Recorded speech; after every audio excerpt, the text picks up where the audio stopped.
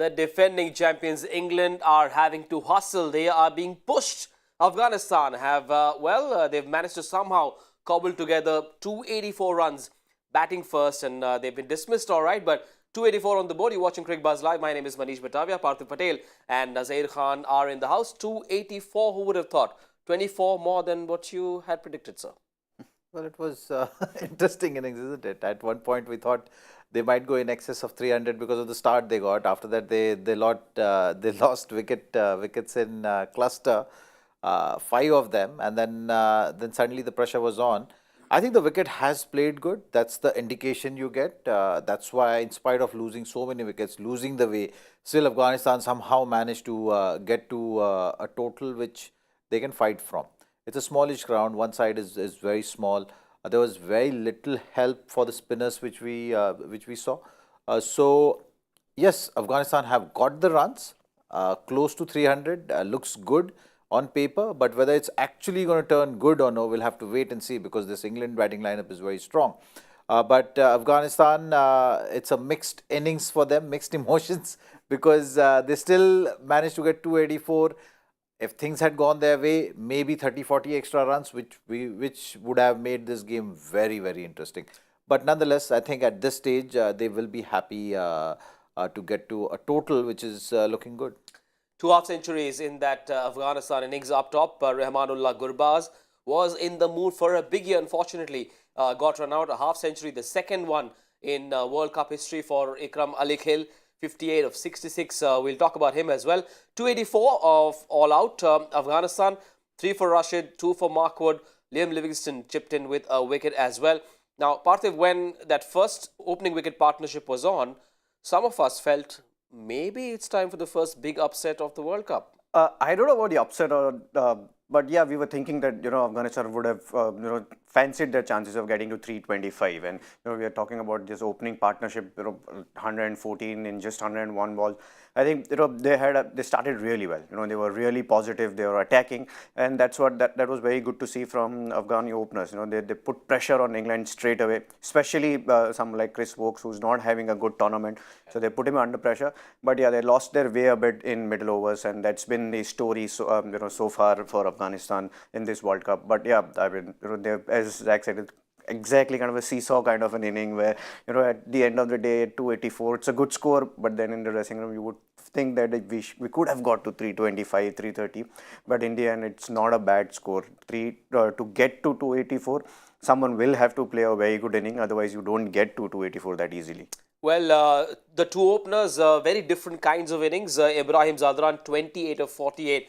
On the other hand, Rahmanullah Gurbaz was having a bit of a party. They were about 106 in the first 15 overs when we went in for Cricbuzz Combox. We thought, hang on, we might be in for a big batting show. Gurbaz, yes, a flat wicket, but he showed the intent and he was hitting a lot of those shots through the line as well. Very attractive looking innings, wasn't it? Very attractive, very impactful. And you saw the emotions also. That's why they were flowing there when he got run out, because he wanted to be out there, batting at a healthy strike rate of 140, putting each and every bowler under pressure. I think for Afghanistan, it was one of those days where they wanted Gurbaz to be out there for as long as possible. Wasn't the case, and because the wicket resulted in a run out, that also doesn't help the frustration creeping in. So I think it was a great knock, great start from both the openers, and Gurbaz was surely the one who was in control, in command in that partnership, right from the word go, putting England bowlers under pressure. Short boundary on one side, but given the kind of zone Gurbaz was, and he would have cleared any field. Yeah, he was clearing it, and there were a lot of boundary 4s in that inning, so the boundary wouldn't have mattered. But yeah, the good thing about this inning was he was hitting it along the ground, and we saw against India also, he had got start even in first game where he had got runs. So he is coming in this tournament with some form. He's got runs in Asia Cup, he's got runs against Sri Lanka. I think one of the knock was 150. So he is capable of scoring those big runs. But today, yeah, I mean, see, Delhi ground, we know it's a flat wicket, and the one side is just 58 meters. That actually helps. When you as a batter, you know that you don't have to clear that boundary, so you don't try and hit it too hard. You just look to just time the ball, and that's exactly what Gurbaz was doing. Just disappointed. I think he should have said no. And yes, it was captain came in and said yes, but it was at the non-striker end, and he should have said no.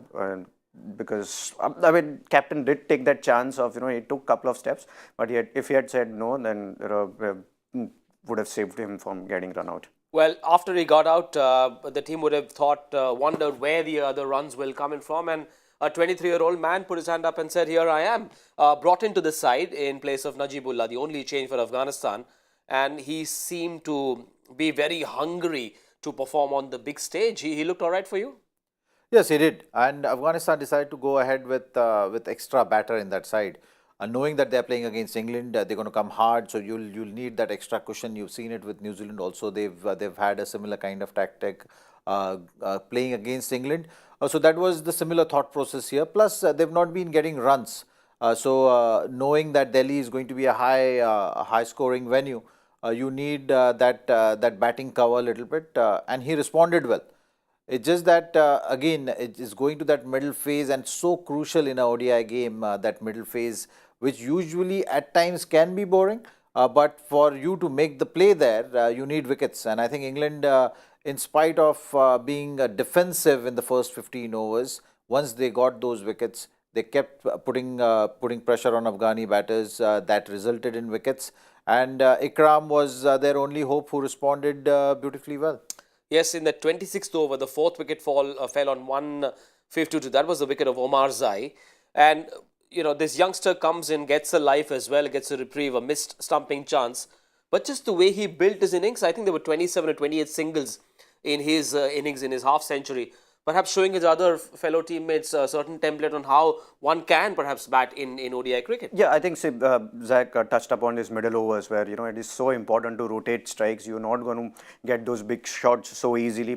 You have to sometimes play that risk-free shot so that you can have wickets in hand. Once you have wickets in hand, even today they did not have so many wickets in hand, but still got so many runs in last 5 overs. So that's how you should plan your innings, especially in middle overs when you are playing against quality spinners like Adil Rashid, though Liam Livingstone does the job most of the time he comes in.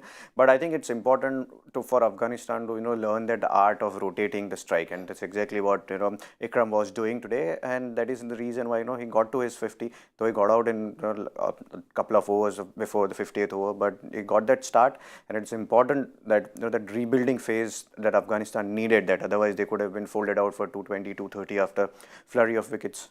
Yes, a century partnership up top, then a 40-run partnership. Those were the two performances that really were the big building blocks in this Afghanistani lineup. Not enough singles.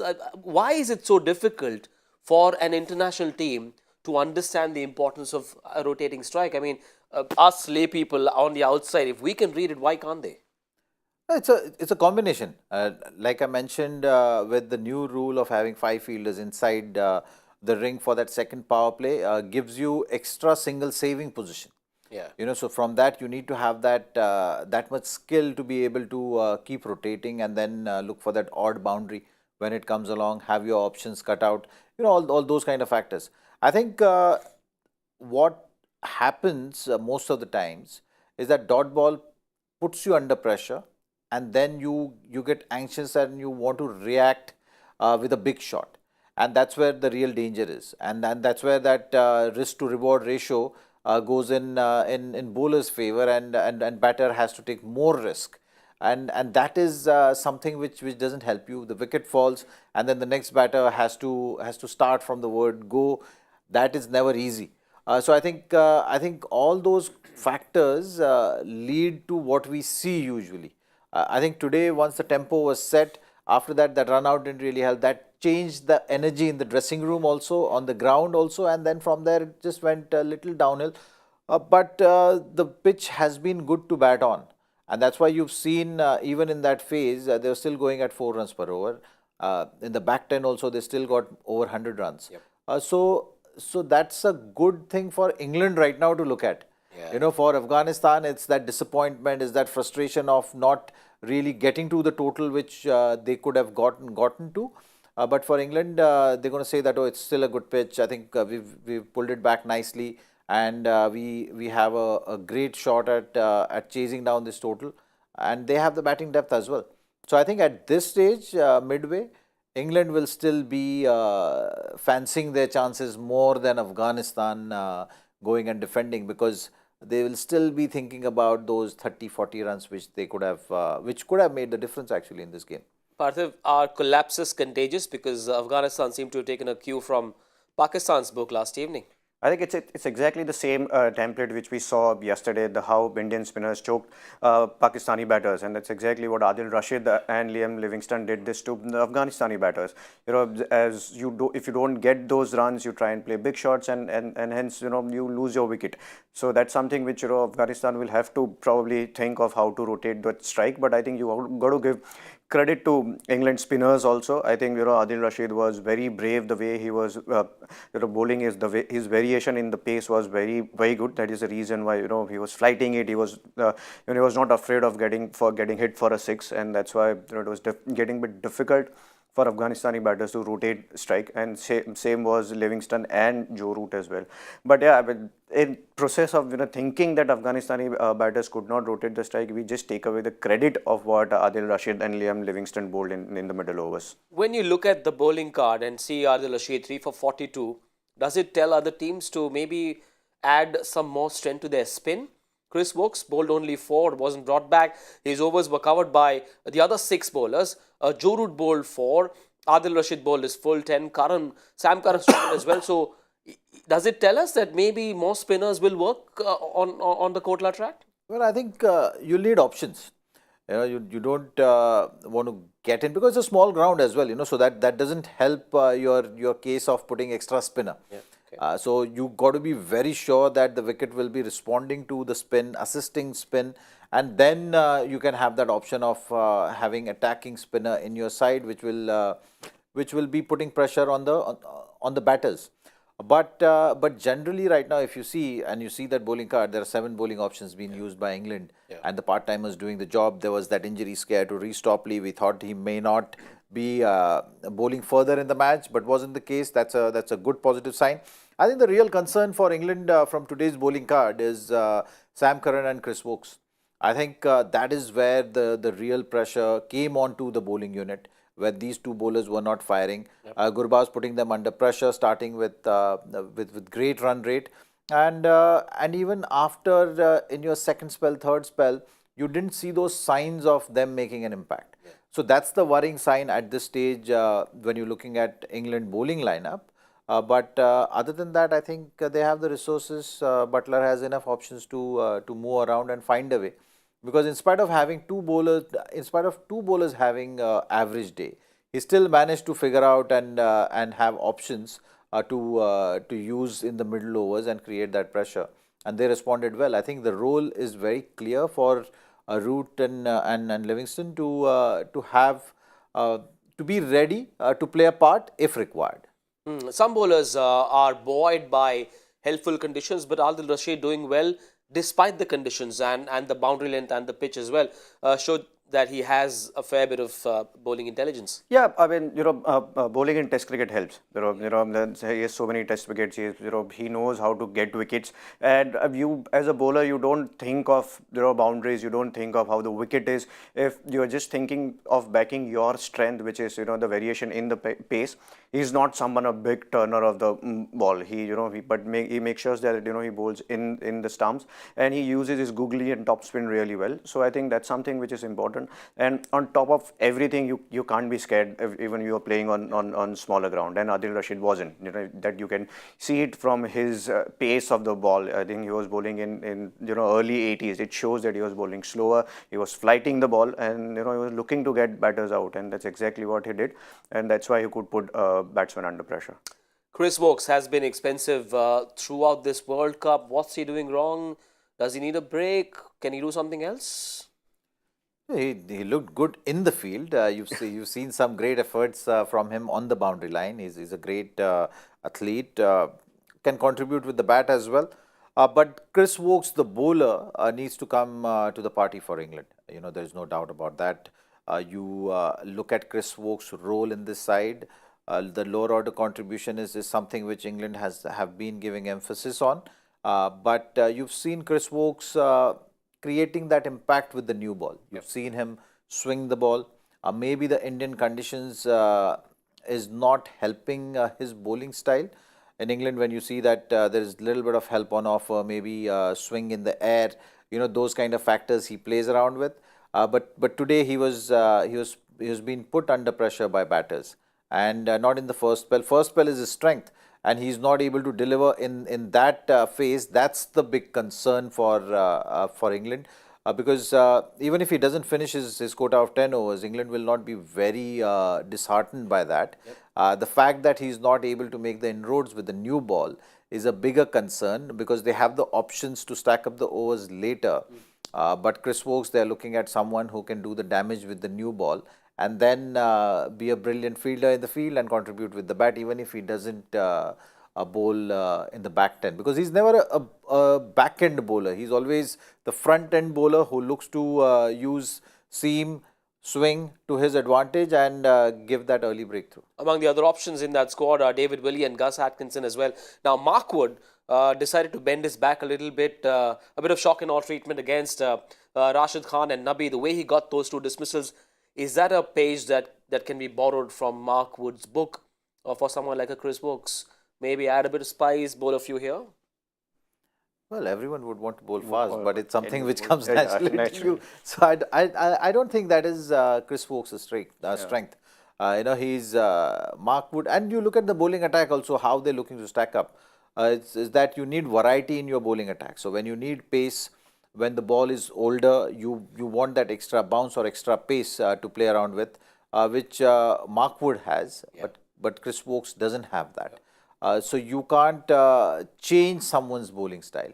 You got to figure out a way within your bowling and bowling style to be able to create that impact. And I think Chris Woakes have played enough cricket to know that, right? It just maybe the form related, it's the confidence thing, which they'll have to address. But he's a good cricketer. So it's important that England support staff creates that environment around him, because looking at their side, they will need him going forward in the tournament as well, and especially with that new ball, making use of the seam, swing, and look to get that early breakthrough. 285 for England to win. If they win, they will topple Pakistan from that fourth spot. England have they lost their opening game, which was the first game of the World Cup against New Zealand in Ahmedabad. Won their second game. If they win this one, they will go to number 4. Pakistan will drop to number 5. They will be equal on points, but with a better run rate, England will get into the top 4. That will help their cause as well. Now, David Malan, 36 years of age, 600s in 6 different countries. He does go under the radar a lot. I mean, if you look at the last 100 which he scored against Bangladesh, Dharamshala, it was, ball was swinging there. The 6 different countries, 600s, it shows that he can bat on all kind of surfaces. And there's Mirpur there where ball turns there. There's Adelaide is flat, but still you got more bounce. Lords, it seems around.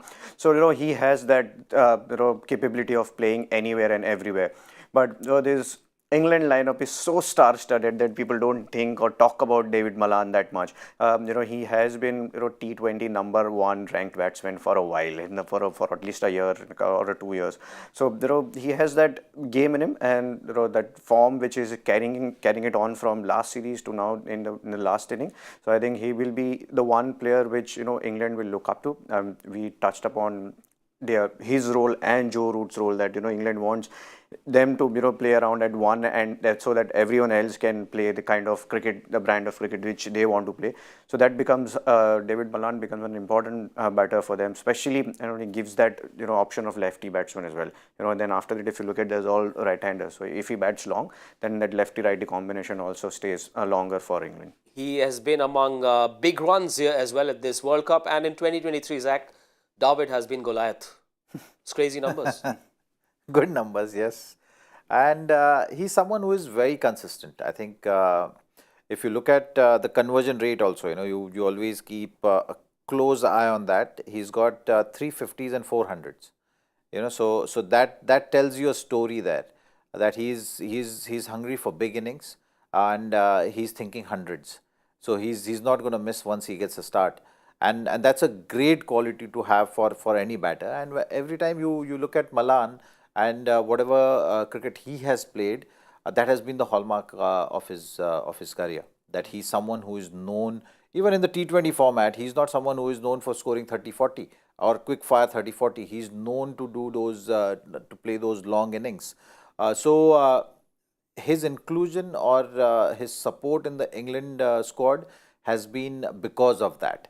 You have enough firepower there in that batting lineup, but what they're looking to achieve is that consistency and having two players who can play that anchor role, which is Root and him. So he's there for a reason, and that's the role which he'll be playing. He will look to take advantage of that first power play, but he doesn't take the aerial route that much. He's someone who will be playing the cricketing shots, playing all along the ground. Those on the rise shots around the off stump is something which he will look to get into the zone with. But his consistency is amazing. 36 years of age, has played only 24 ODIs. He's a bit of a late bloomer in international cricket, but the years, I think a decade or so that he spent very quietly playing for Middlesex, all that experience is coming in handy as well. Yeah, those runs in first class cricket helps, you know, when you make your late entry into international cricket. So that's when you know your game. That's when you already had scored more than 7,000-8,000 runs. So you know how to get those runs, and that's exactly what David Malan is doing. And like Zach said, he doesn't take that risk, but he knows how to score runs without taking that risk, and with a healthy strike rate of just over 100. You know, everyone is striking at 130, but he's striking at 100, so he doesn't take that much of risk. But knowing how to score runs helps, and obviously there is a lot of experience. You know, you don't get that experience just like that. You know, you get like only that experience after you score those runs on the ground, which he has done it for England, and that is the reason why, you know, he is playing for England. So that means he has scored a lot of runs in county cricket and first class cricket what he's been playing. So that's the reason why we are seeing him, that consistency which we are, you know, looking at from David Malan's stats. Yes, I suppose excellence is also about putting in the hard yards and delivering performances even when there is no spotlight. So all that hard work is paying off for David Malan. Joe Root is the other happy story for England now. This guy has very quietly, he's not been among the cricketing prima donnas. I mean, he's not spoken about in the same regard as a Virat Kohli or a Kane Williamson, but just the way he's reinvented himself, he's kept himself in sync with this baseball philosophy. Yeah, you've seen him play T20 in test matches, isn't it? Yeah. Playing those reverse scoops, all those kind of shots. But again, he's someone who is very consistent, solid technique, can play spin, fast, whatever you say, whatever you name it, he's going to be right up there. You look at the tough conditions, he will put his hand up, understand, absorb pressure. You know, all those kind of aspects actually makes him a very strong player. And he can play any format. I think it's just that England were choosing not to play him. Yeah. It was never about his ability. It was more to do with what they wanted to achieve.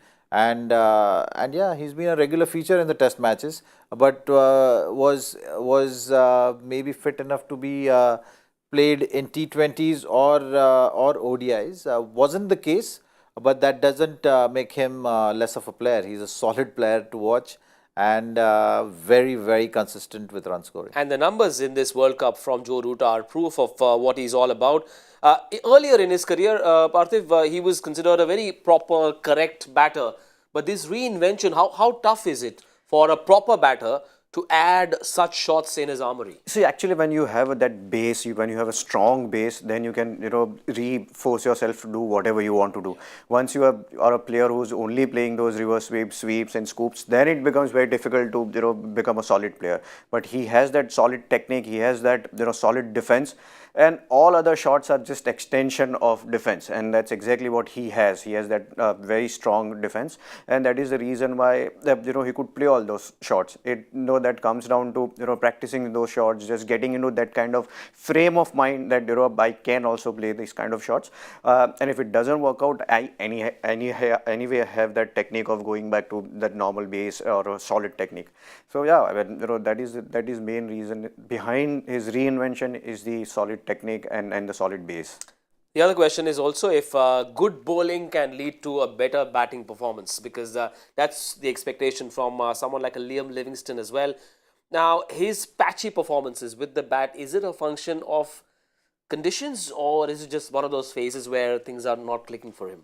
I think it's one of those phases, when you're looking at a player like Livingston and the kind of power which he has, it's just about one innings. And you've seen it with Maxwell also. Like you can't really judge them on the basis of exactly what's happening in the last 2, 3 innings or so. Yeah. Livingston is a solid player. Bowling well is only going to help his batting. There is no doubt about that. It's the case with any all rounder. One department, if you're doing well, it just rubs off on the other, and you will see performances in both the departments. Uh, Livingston, for me, is always that match winner. On his day against any opposition, he can take the game away from any situation. I think that's the ability which he has, and in England has that luxury of having those sort of players. Yeah. So they would want to just maybe get him in the game in the tournament as early as possible. So you might see that shift if they are in good position. Yeah. You might see Liam Livingston coming up the order Yeah. just to take advantage of the situation, just to get some game time, get some form going. That will be the thought process from England. Yeah. So if Malan, Bairstow and Root get going, and if England believe they have the game in the bag, Harry Brook needs runs as well. So do they send Liam Livingston up the order in this match? It all depends on the situation. I think if they run rate is something which they'll have to keep in mind as well. Then they are not in top 4 right now, but run rate will come into play later on in the tournament. So if they are into that good position where they just need 60, 70, it's not a bad idea of sending Liam Livingston up there and finishing the game up very quickly. So I agree with Zach and the idea of if there is a possibility, even if he scores as 30 not out, it's going to help England's cause. Yeah. It's not about those big runs, but it is about scoring those not out runs and finishing the game. That will give him a lot of confidence. Like that, Shreyas Iyer got that confidence of 23 not out in the game before Pakistan. Yeah. So yeah, it's not a bad idea to send him, because remember Harry Brooks anyways going to replace Stokes as whenever Stokes will come in. Yeah. So you want to give your players who's going to play in future. Most of the time, you are not going to drop Livingston. You, in all likeliness, you're going to start, replace Harry Brooks. So it won't be a bad idea to send him up the order. Also, is there a specific way in which numbers of performances of number 6 and 7 need to be looked at differently as compared to 1, 2, 3, 4? Because you wouldn't have enough overs left. So what's the best way to look at performances from a number 6 or a number 7? Someone like a Liam Livingston. Would you look at average strike rate? What's that number? What's a good number for you? Well, I think you have to look at their impact on the game and how consistently they are able to create that impact. You can't judge them on the basis of average and strike rates. Strike rate to a certain degree, but you have to take into consideration various factors, like how much time was left in the game, what was the kind of required rate when they walked into bat, how many deliveries they had to face, the conditions. So it's a very complex scenario, but definitely you can't really look at the top 3 batters or top order batters and say that, oh, they are so consistent. Why can't you be consistent? So that parameter definitely doesn't match there. It's a different situation. It's a very dynamic approach to that batting position. Yep. Suppose you are 3 or 4 down early, and you walked into bat at number 13, 14 overs, then your approach completely changes, right? But in that scenario, if you played an innings of 80, 90 runs, which got the team out of the hole, then your value obviously is going to go up drastically, and your impact on that particular match is going to be huge. So the same innings, if you compare it to, say, last 5 overs, with these 2 batters, if we are able to get, say, 80 runs or 70, 65 runs in the last 5 overs, then you say that that's an ability which not many have. So that innings is exactly the same in weightage when you look at a strong platform and then taking it further to a really tough situation and then scoring that kind of inning. So you need a versatility also in that player. So that's why those kind of players are rare, and every time you find players with those kind of abilities, you always value them more, and you would want to give them that cushion. So even if you having a rough phase, you will see a lot of teams backing those sort of players because that position is not an easy position to be playing in. You will be always be walking in a difficult situation. He'll be either 100 for four. That's when rebuilding, like what Ikram did today, batting at number 6. Or if you have a good partnership of they're playing at a certain run rate, then you're under pressure to making sure that you keep on getting that momentum going. So you're always in a difficult position at number 6 and 7. Well, England will be hoping that their number 1, 2, 3, 4, 5 do well enough for Liam Livingstone to not to have come out to bat. 285 is the target for England. We've seen Gurbaz ball in the first innings. Are we likely to see Baz ball when England come out to bat? It's England's batters versus the spin trio of Afghanistan. Is that the matchup that's going to decide the fate of this game? Yeah, it will. I think I would like to see obviously Mujib bowls in with the new ball. That's been Afghanistan's planning. But I would like to see Rashid coming in early and then try and get couple of wickets early. You know that Rashid's mindset, if he gets couple of wickets early, he will be a completely different bowler. And England's going to play the way they are playing. So that will be there will be an opportunity of taking wickets, and Rashid enjoys that kind of scenario. So I think would like to see Rashid bowling in power play, but it'll be those middle overs will decide the fate of the game.